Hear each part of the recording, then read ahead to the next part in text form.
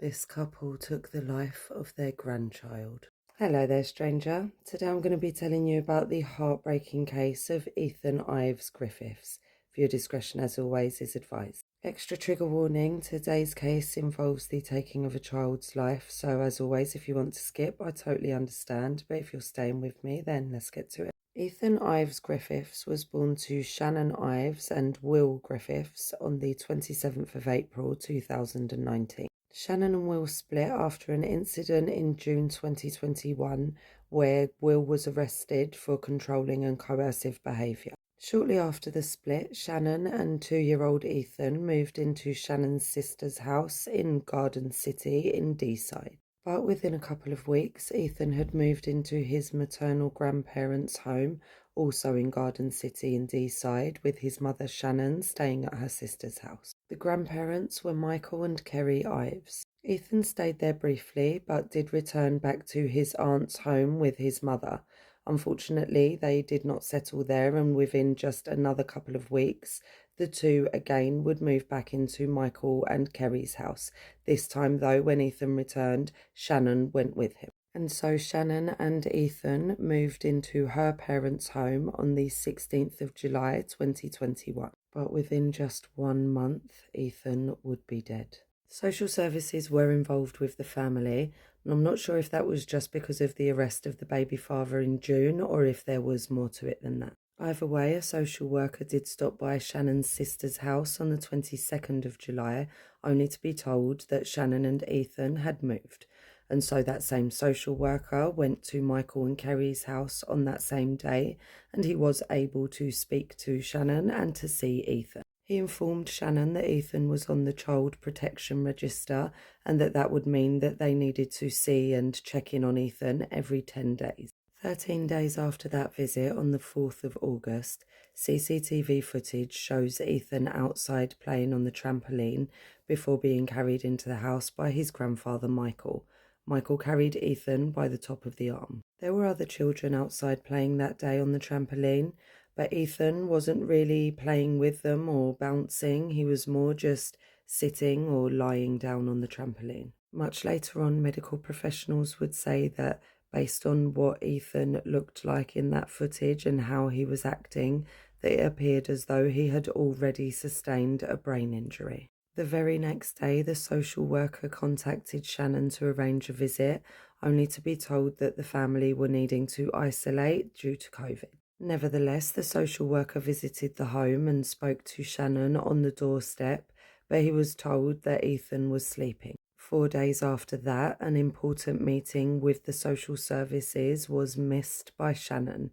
She lied, saying that she did not feel well and so therefore she couldn't attend. On the 12th of August, CCTV footage captured Ethan leaving the house for the first time since the 4th of August. He was being carried by his grandfather again by the arm. And once Michael had placed Ethan inside the car, he hit out at the little boy twice.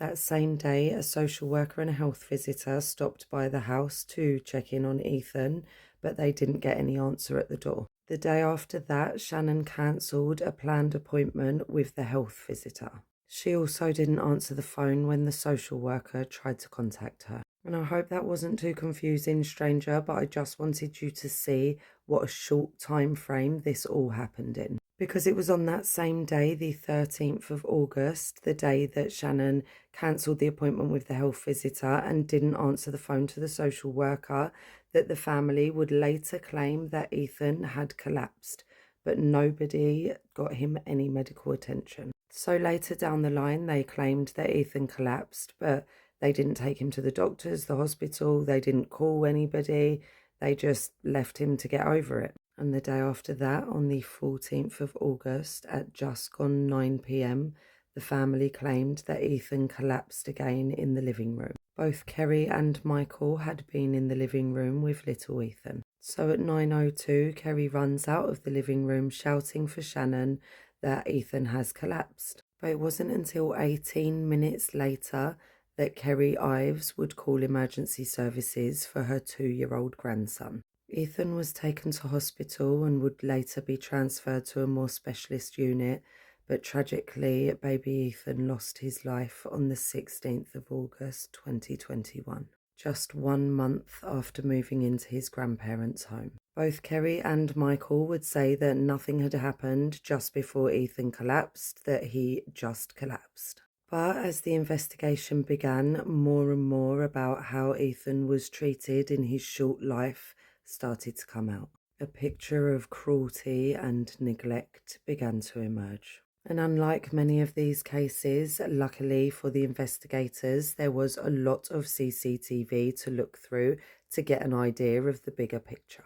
And on that CCTV footage, they would find that Michael Ives mistreated his grandson in a cruel, despicable, and spiteful way. Michael Ives wasn't just mean to Ethan himself, he encouraged the other children to be mean to Ethan also. CCTV showed Michael throwing a punch in a gesture to another child. That child then punched Ethan in the head multiple times. The footage showed how Michael would carry Ethan around by the arm, how he would mock Ethan's wobbly walk, which sickeningly he had developed down to the injuries that he was suffering at their hands. Ethan's grandmother Kerry and his own mother Shannon were often present during this behaviour, and neither did anything to protect little Ethan. This poor little guy at just 2 years old was forced to stand with his hands on his head as punishment. The cruelty was severe, and towards an innocent little boy, your own son, your own grandson. And I'm sorry, stranger, whether you agree with me or not, it's my personal opinion that Shannon Ives was just as guilty, if not more so. She was his mother, and it was her job and duty to protect him, and she did not even try.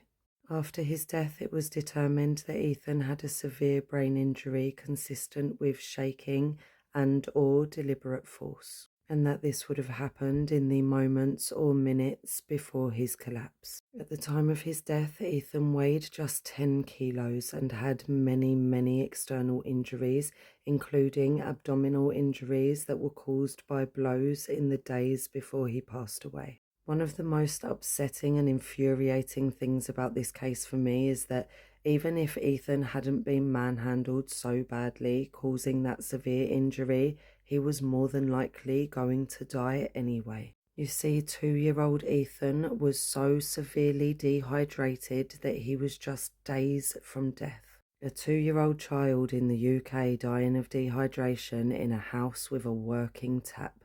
That is pure evil. And even though Kerry and Michael had said that nothing had happened to Ethan in the moments before his collapse, they, alongside their daughter, were arrested.